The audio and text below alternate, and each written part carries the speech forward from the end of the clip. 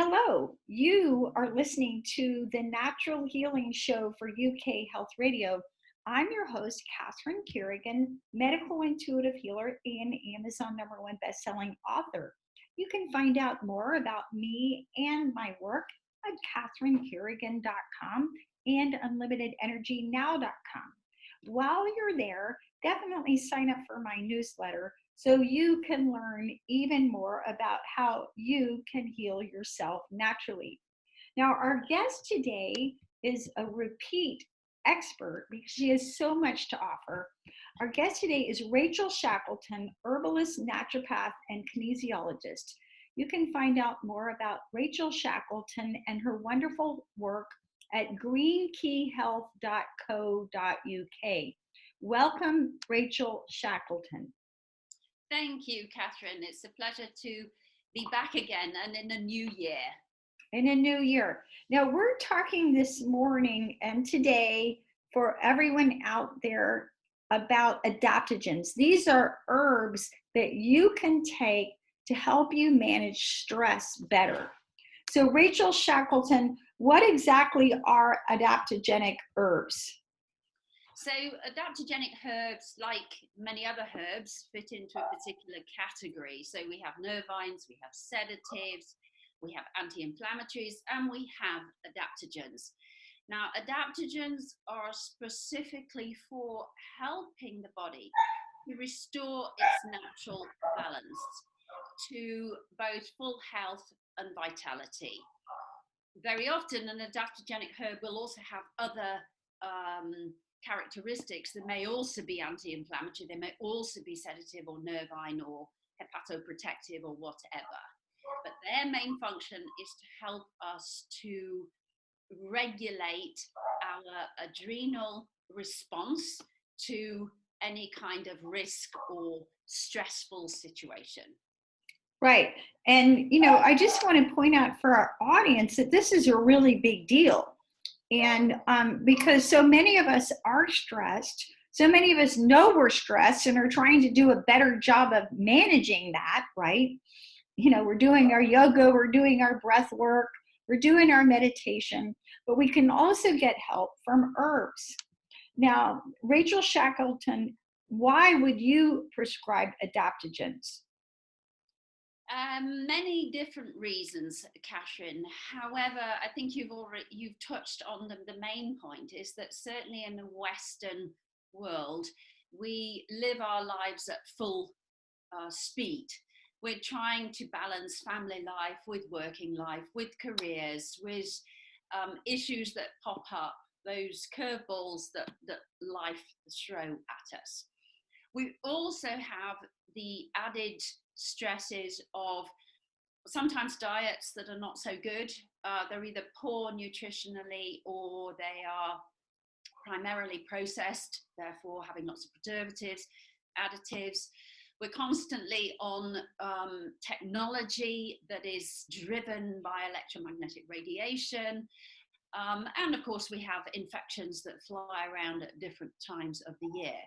So in most cases, if I'm facing a client that has stress-related symptoms, which can be many, can be digestive problems, can be fatigue all the time, poor sleep, etc. And I understand by taking a full case history that this person is juggling so many balls that actually they need some adrenal support to help them manage the stress of day-to-day life more in their stride, then I would prescribe adaptogens.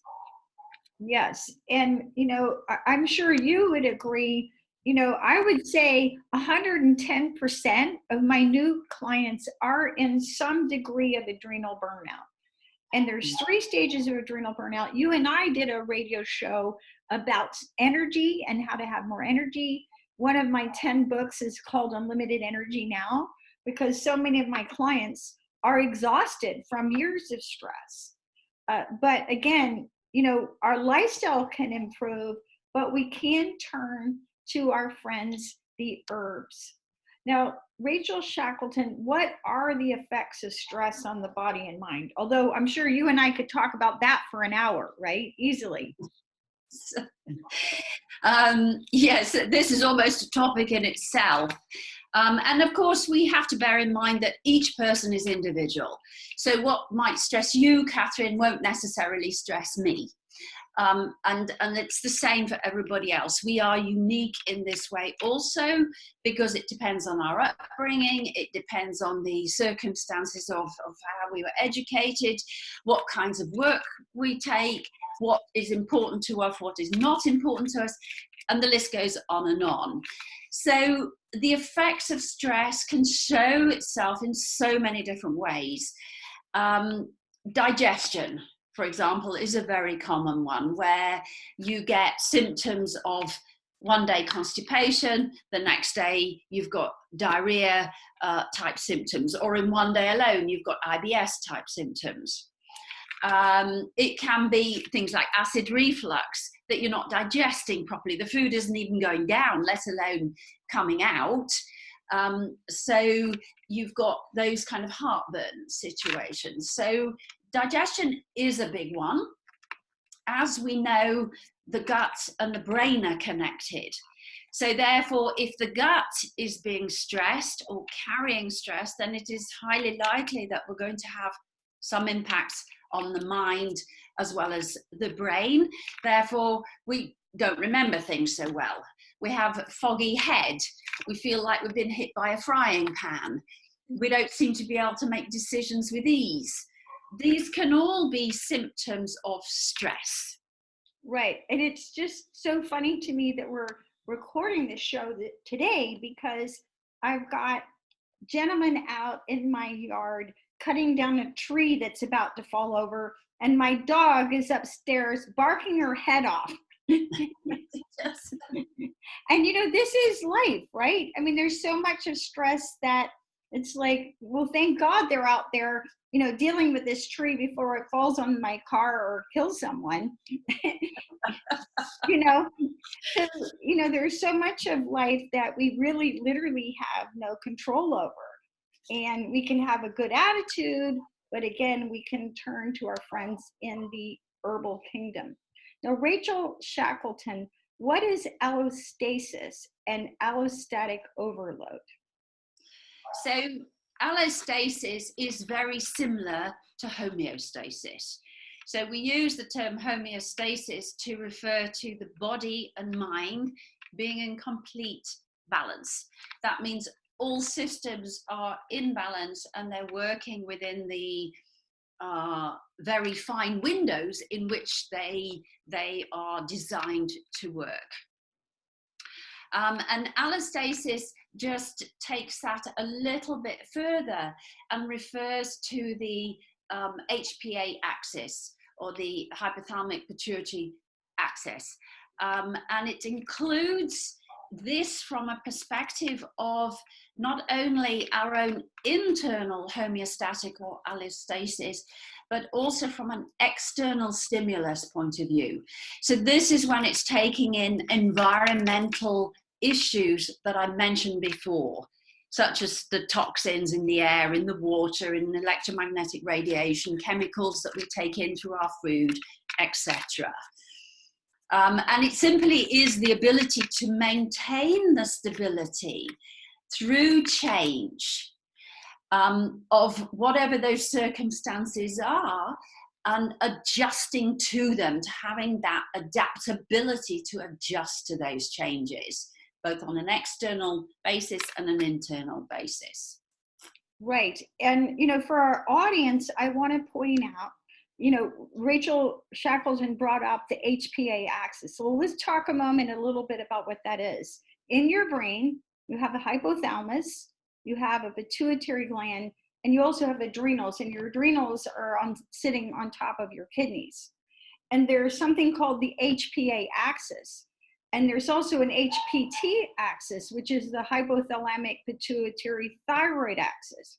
So in plain English, when you are under too much stress and you're not able to adapt to it, which is what we're talking about, literally adapting to the stress and being able to manage it without being overwhelmed or overloaded by it. When you are overloaded by it, it affects your adrenal glands, which causes you to go into various states of exhaustion. And it also affects your thyroid, which affects your metabolism. And also, the latest research about depression is that depression, mental depression I'm talking about, is a dysregulation of the HPA axis. So this ability to adapt to the stress in our lives is key for our mood, our energy, our metabolism, and everything about our total well-being. And Rachel Shackleton, do you have anything to add for our audience about the HPA axis? No, Catherine, I think you've highlighted the importance of this axis. And when we become adrenally exhausted, we're not just affecting the adrenal system, we are affecting the whole, really, of our being. Right. And, you know, even going back to stress, you know, many of us are aware of emotional stress, like I'm having a hard time in my marriage or with my children or in my job, but there's also biochemical stress, so which is toxic food or toxins in the air and the environment, and there's structural stress. So that could be you broke your leg or you are suffering from a spinal condition, right? So there's many different kinds of stress, some of which you may not even be aware of, or like electromagnetic stress from cell phones, computers, and radiation, which, you know, anybody who lives in an urban environment is, or if you're watching this broadcast or listening to this broadcast, you're experiencing some degree of EMFs. So there's many different kinds of sources of stress, both that you know about and things that you don't even know about. Mm-hmm. Now, Rachel Shackleton, what is the adaptogenic effect? So the adaptogenic effect is the power of these beautiful herbs to support the nervous system and to help us provide the resilience and the balance that we need to face the chronic stresses.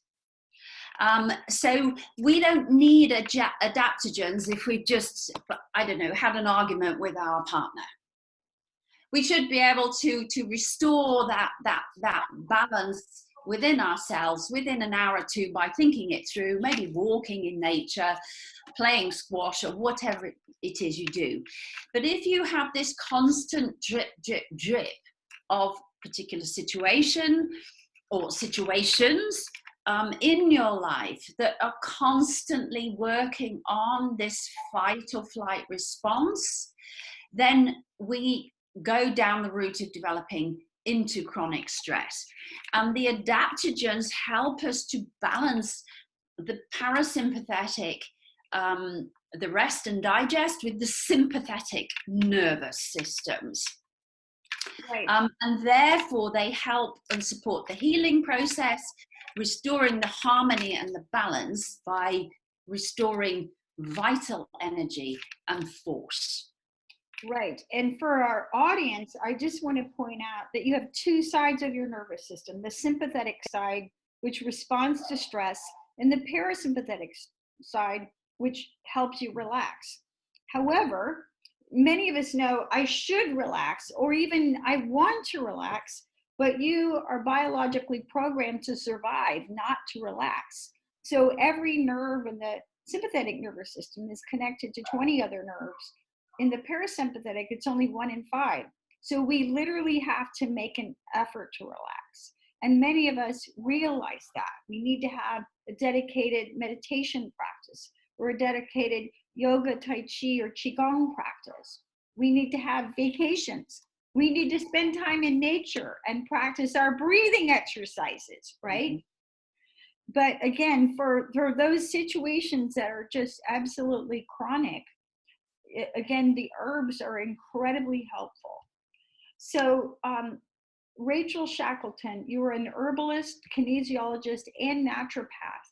Which adaptogens do you work with and which do you like the best? Well, one of my favorite adaptogenic herbs is Codonopsis, pilosula, which is just a beautiful, gentle herb that works very gently on the kidneys. It's also a blood sugar regulator. It's a blood tonic, and it's also anti-inflammatory. However, I mean, I have other favorite adaptogens. What I think we should understand here is that every time before choosing an adaptogenic herb, or more than one in some cases, I'm going to understand through the case history, what is the client presenting with? How chronic is the stress? So are we at the one end of the continuum, or are we very close to burnout? If we're very close to burnout, Codonopsis would probably not be my first adaptogenic herb of choice. If I've got somebody, for example, whose nervous system is a little bit strained, not sleeping so well, because perhaps they've got a husband or a wife who has a serious chronic illness and they have to take care of them, Codonopsis is like the pillars that are just there all the time. It doesn't matter what's happening, it just is there. Right. And okay, and is there another name for Codonopsis that our audience may look for it under? No, it is referred to as Codonopsis. All right. Yeah. And under Chinese herb, is there a name for it in Chinese herbology? I'm not sure, Catherine. Okay. All right. And then you also like Panax Ginseng. So tell us about Panax Ginseng. Yeah, so we have the Panax Ginseng and we have the Siberian Ginseng. The Siberian is the Eleutherococcus centicoccus, and the Panax Ginseng is known as Panax Ginseng. This is, if, for example, I had a male sitting in front of me who is burning the candle at both ends because he has a very stressful job.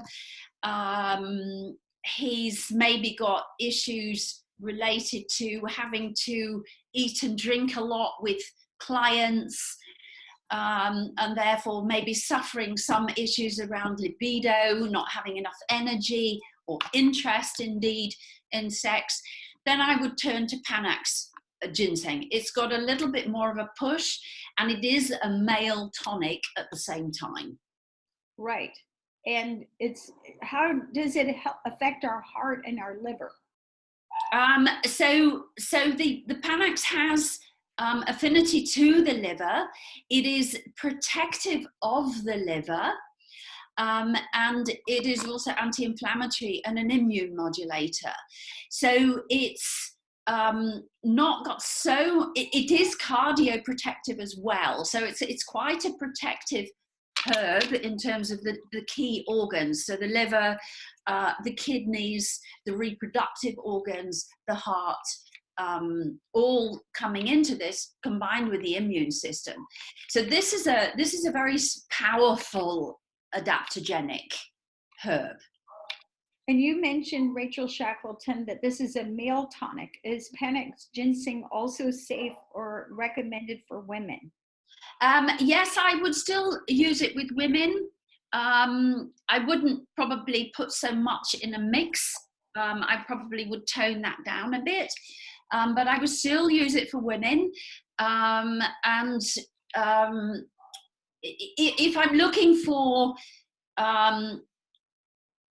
more of a quick hit is the wrong word, but if I've got somebody who's on this end of the continuum where they're towards the burnout, and I want to halt the process fairly quickly, boost the fatigue levels and get some vital energy going, Panax would be what I would start with, but I definitely wouldn't continue with it on and on and on.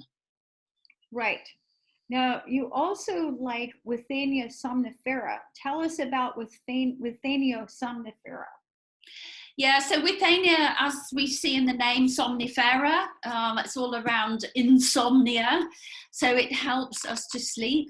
So this is a very beautiful, very soft adaptogenic herb. And it is one of the herbs that is out there now in easy access for most people. It works on the nervous system. And it's a sedative also. It's not a hugely powerful sedative, but it just calms everything down. It's like, ooh, you know. It's also anti-inflammatory, and it has affinity to the lungs, to the blood, and to the reproductive organs. So this is more of a female adaptogenic herb, if you like, rather than a male one. And I would, tend to, if, for example, somebody might be nervous or trying hard to get pregnant, this would be an adaptogenic herb together with other herbs that I probably would go to just to try to eliminate the nerves behind this strong desire to make something natural happen that we can't control. Right. Okay. And then you were talking about the Siberian ginseng. Yeah, so the Siberian ginseng, the Eleutherococcus senticoccus, this is a herb that the Russians give to their people in the army when they're on the front line. So it is commonly known as the strength of a horse. So this is a very powerful adaptogenic herb. It is superb for chronic illness, for chronic weakness, and as a restorative. So it is working with the adrenal system as an adrenal tonic. It's protective of the liver. It is also antiviral, and it's anti-inflammatory, having affinity to both the kidneys and the nervous system. Right. Now, what about ashwagandha? Ashwagandha is an herb that my clients for stress. What are your thoughts on ashwagandha?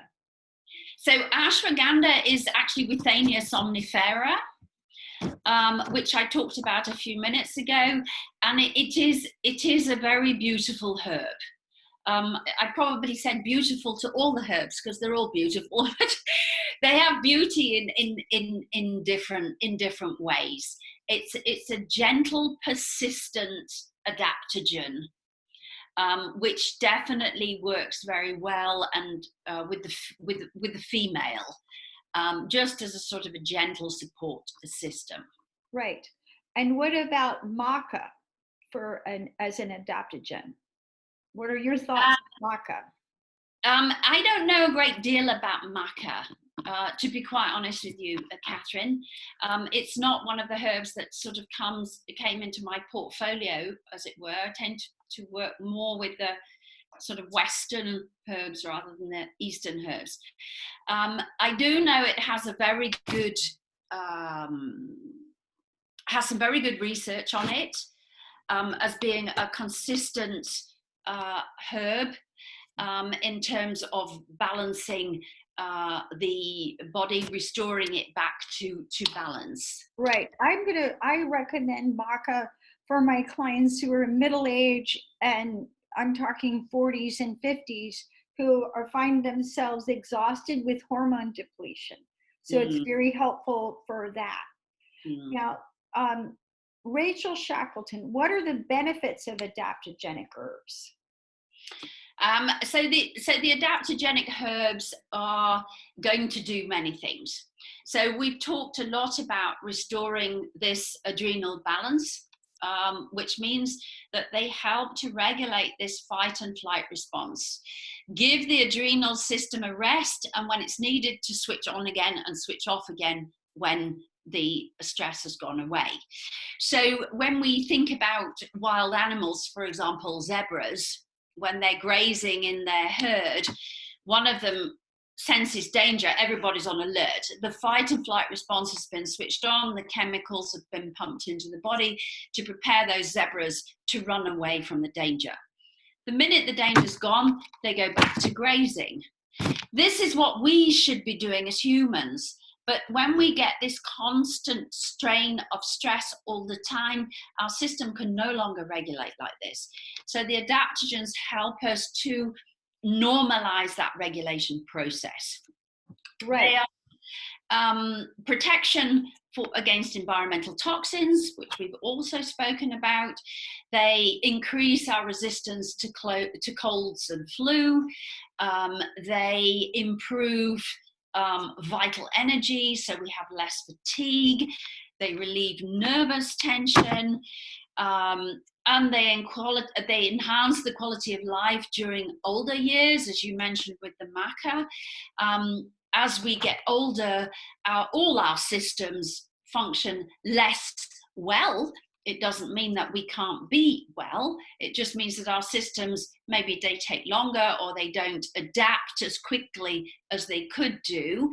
And this is where the adaptogens come in. Right. As with Somnifera, they also help with sleep. So there are many uses for the adaptogenic herbs. Right. And, you know, one of my favorite adaptogenic herbs is actually ashwagandha, because it seems to have its own intelligence. So if you're too hyper, it'll calm you down. If you're too low, it'll bring you to balance. What is your experience from decades of working with these herbs? You know, do you feel the adaptogenic herbs have their own intelligence about sort of knowing how to balance a person? Oh, most certainly. Most certainly, Catherine, and I wouldn't personally limit it to adaptogenic herbs. I'd say herbs, no. And that's why they have great affinity to us as human beings. You can feel how herbs work when you go in nature. You know, we think of herbs as something that you put in your cooking. Yes, that's true, but you can also walk in them, in the trees, in nature generally, with the flowers. We find ourselves going within a very short period of time. And this is what plants, the energy of plants and the intelligence of plants is able to do for us if we just open to that energy. Right. Now, Rachel Shackleton, what's the difference between primary and secondary adaptogenic herbs? So primary and secondary adaptogenic herbs has nothing to do with whether a primary herb is better than a secondary adaptogenic herb. Definitely not. They're all powerful in their own right. The main thing about the primary adaptogens is that they regulate the metabolic processes through the HPA axis, through the hypothalamic pituitary adrenal axis. Say that really fast. Thank you, Catherine. Thank you. Exactly. Which is obviously why we refer to it as the HPA axis, and to help with the stress adaptation processes. So basically, the primary adaptogens are just smoothing out these highs and lows. So they're making the highs less high and the lows less low in the neuroendocrine stress response. And therefore, they're strengthening all systems. They increase our endurance. They decrease the stress feelings. They promote mental alertness and restful sleep. In those groups, we've got withania, so ashwagandha, we've got the Panax and the Siberian Ginseng.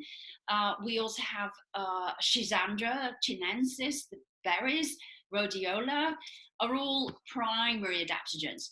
The secondary adaptogens are working in the same way. However, they don't support the HPA axis directly. But they still regulate and normalize the whole system strengthen the immune, strengthen the nervous system, but they're not working directly on the HPA axis. And in that group, we have herbs like cordyceps mushroom, which is also adaptogenic. We have Romania, glutinosa, Tribulus terrestris, and of course Bacopa minieri, which is the one related to the brain and the nervous system. Right. And you mentioned Schizandra and Tibetan Rhodiola. Can you share with our audience a little bit more about Schizandra and also about Tibetan Rhodiola?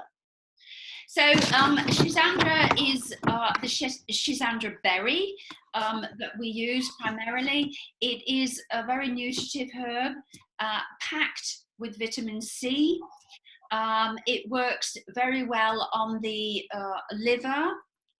It's also helping to regulate, obviously, because it's a primary herb, the HPA axis, and therefore build endurance, build energy, and strengthen all the systems overall. Schizandra is also one that I would use, particularly if somebody's got fatigue. It's the Schizandra berry that would give the nutrition as well as the little bit of kick just to get the system flowing. And rhodiola is a herb that is, it's almost like a boot in the backside. If you wake up in the morning and you're just bleh, rhodiola is the herb that I would go to. It stimulates the nervous system, but it doesn't overstimulate it, so it just gets things going and then it regulates outwards. It's very good for the gut.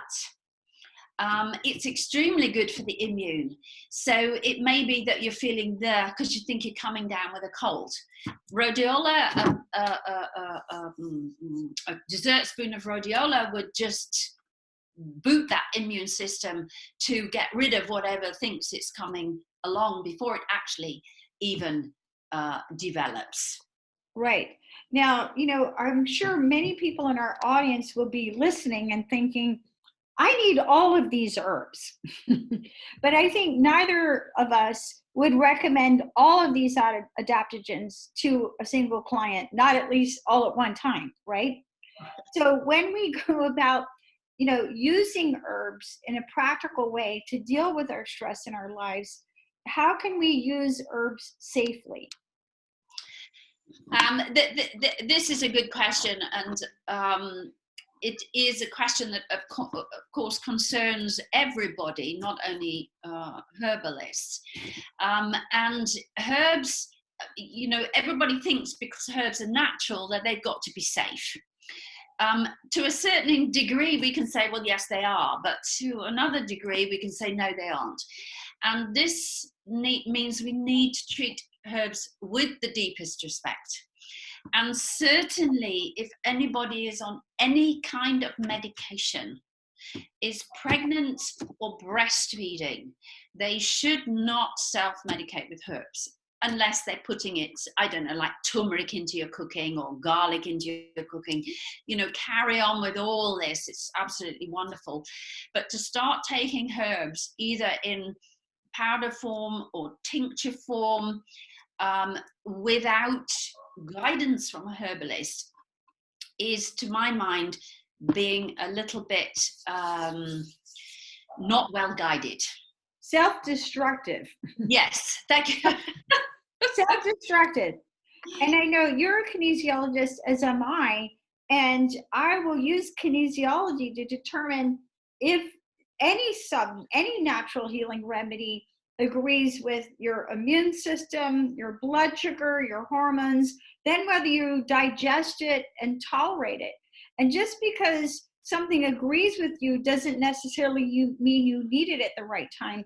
So once you figured out, okay, this herb agrees with my body, and then A, and B, I need it at this time, then you've got to figure out the right dose. Mm-hmm. So are any of these, and we're talking about dealing with stress, so are there any of these herbs that we should take more in the morning and not in the evening?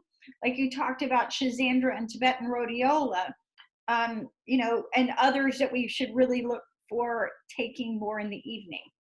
Yeah, certainly most of the ones that I've mentioned,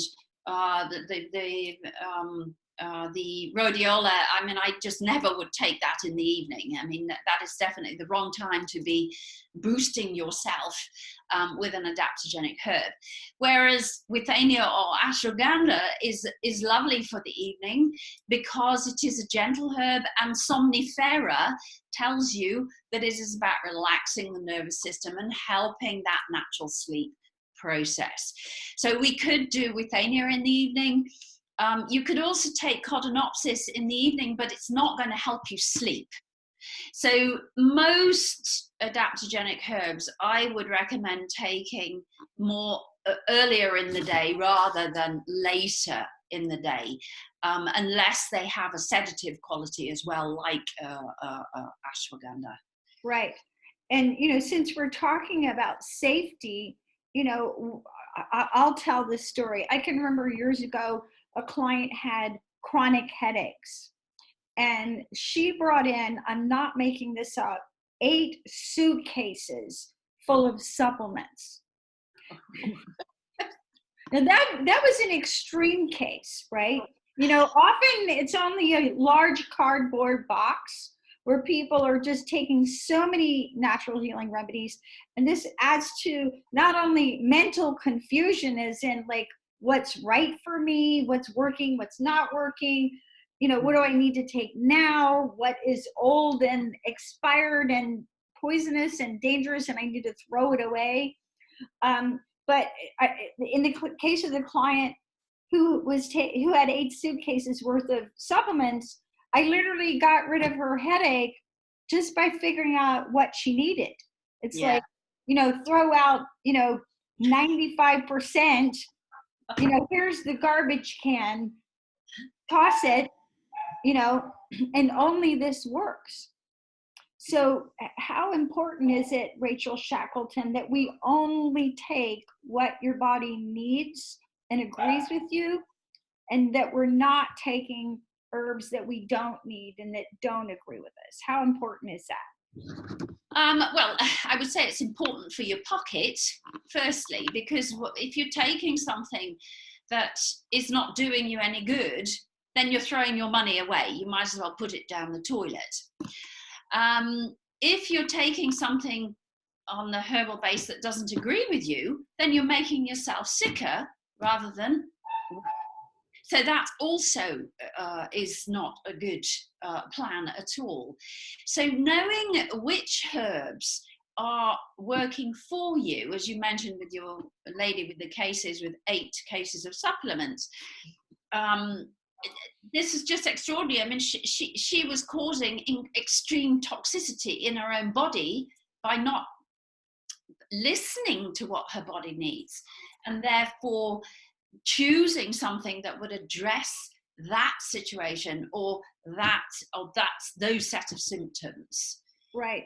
And you and I are both kinesiologists, and I have to say that I think that kinesiology and literally muscle testing to actually figure out the right dose is essential. And many of my highly sensitive clients, you know, the difference between 2 a day and 3 a day is the difference between feeling good and feeling awful, and you don't really know why, right? Yeah, absolutely. I mean, clearly not everybody has a kinesiologist on their doorstep. I know you test your client to see what it is they need and how much of it over what period of time. I do the same. Not everybody has that privilege, if you like. So therefore, I strongly would recommend that people do not supplement with more than 3 things at a time maximum, because you don't know what's working, if at all any of them are working. And therefore, you know, if you're on vitamin supplements and then you're adding in herbs, and then you're doing some with teas and some with powders and some with tinctures, you're going to cause yourself a lot of internal stress and allostatic overload. Right. And, you know, I have to tell this additional story. I remember about 2 years ago, a lady came to me with horrific pain. And I'm talking, she was a real estate person, and she was literally crying most of the day and unable to work because she had such severe pain in her urinary system. And when I looked at what the problem was, it was taking too many supplements. And she would get on the internet, oh, this is good for this, this is good for that, that is good for this.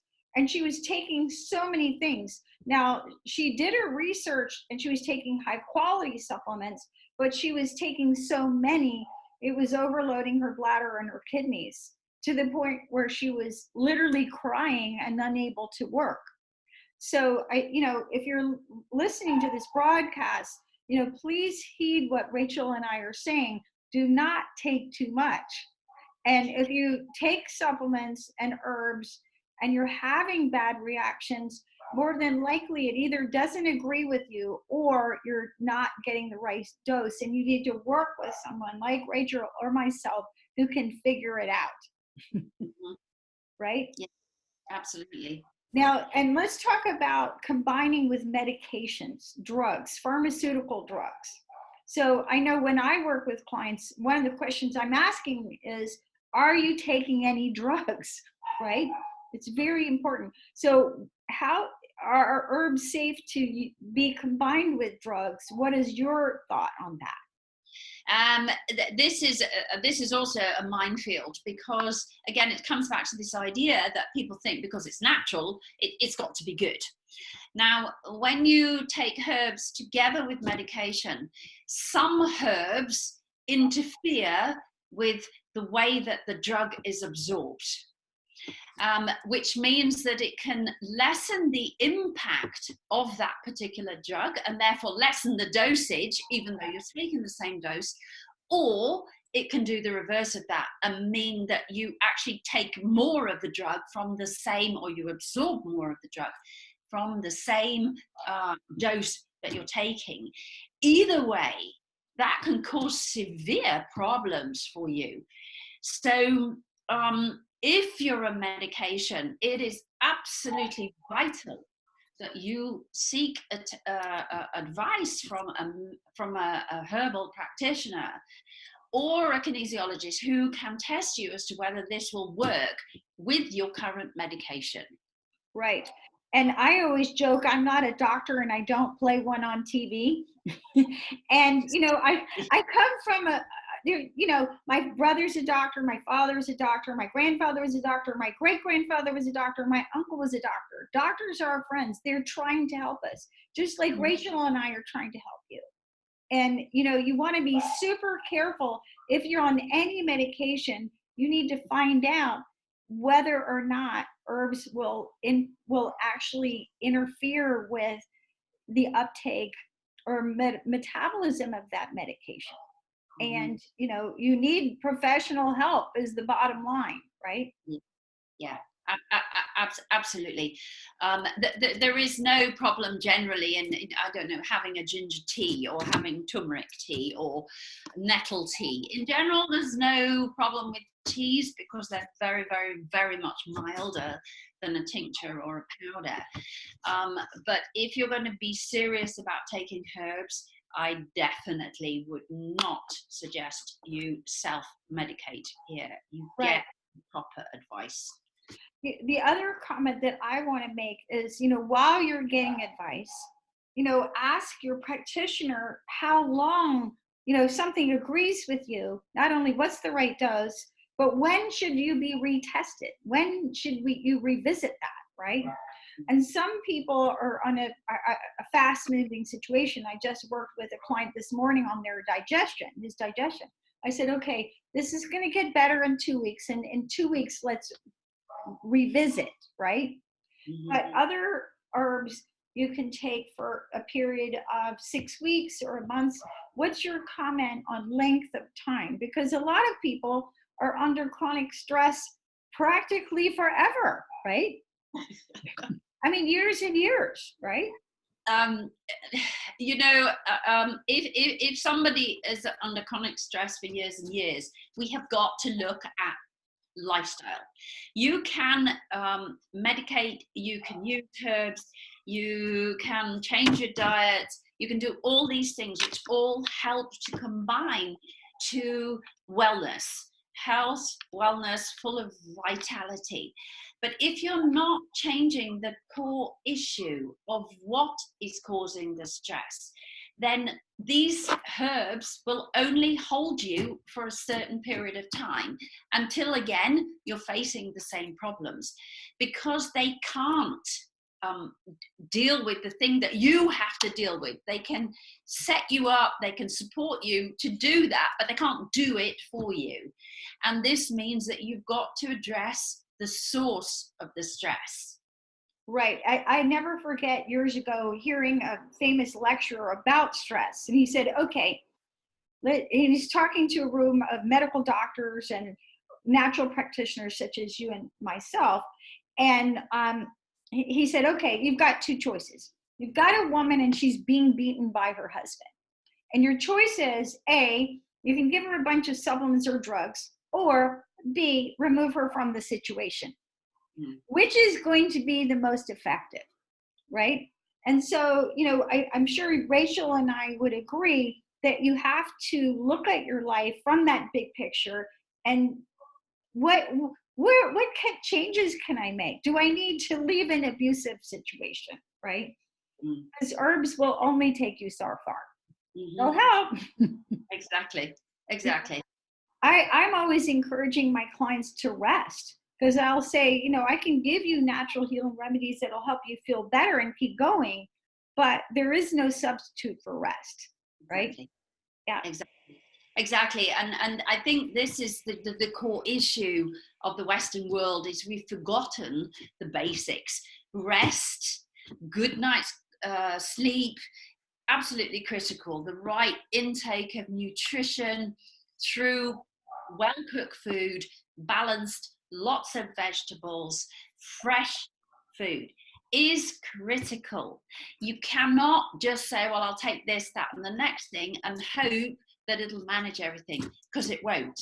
It might do in the short term, maybe in the medium term, but in the long term, it'll just come back around and bite you in the backside. Right. You've been listening to the Natural Healing Show for UK Health Radio, your global feel-good radio. I'm your host, Catherine Carrigan, medical intuitive healer and Amazon #1 best-selling author. You can find out more about me and my work at catherinecarrigan.com and unlimitedenergynow.com. While you're there, definitely sign up for my newsletter so you can learn even more about how you can heal yourself naturally. Now, our guest today, Rachel Shackleton, herbalist, naturopath, and kinesiologist. You can find out more about Rachel Shackleton and her wonderful work at greenkeyhealth.co.uk. And remember that herbs are here to help you adapt to stress. Thank you so much for listening, and we'll see you next time.